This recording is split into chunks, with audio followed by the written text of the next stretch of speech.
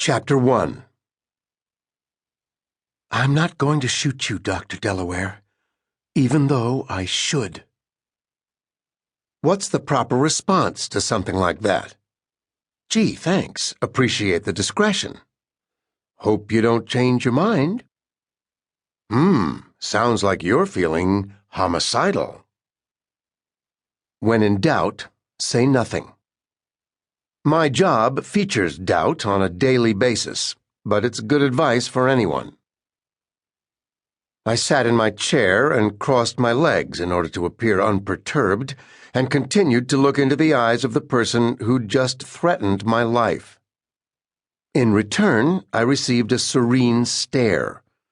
Not a flicker of regret in the flat brown eyes. Just the opposite. Icy contentment.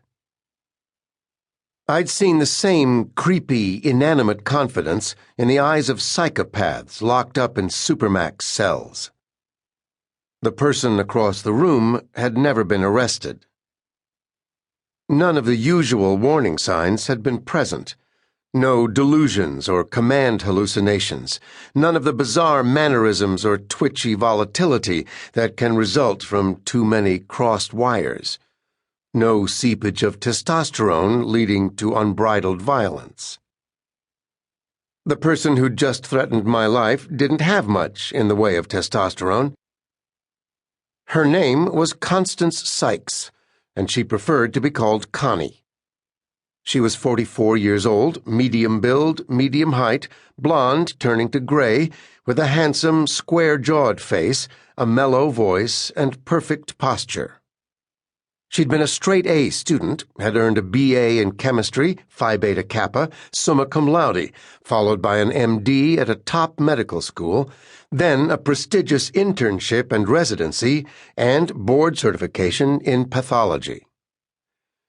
She owned and operated a small private lab in the valley that specialized in testing for sexually transmitted diseases and arcane infections, drove a Lexus, and lived in a house far too large for one person. Most people would call her wealthy. She described her financial status as comfortable. Every time I'd seen her, including this morning, she'd been well-groomed and dressed in quietly fashionable clothing. She wore jewelry, but if you spent enough time with her, she'd inevitably remove bracelets and brooches and earrings and stare at them as if they were bits of alien flotsam. Then she'd put them back on, frowning, as if the notion of embellishment was a nuisance but also a responsibility, and she was no shirker. She had her issues, but nothing that had predicted this.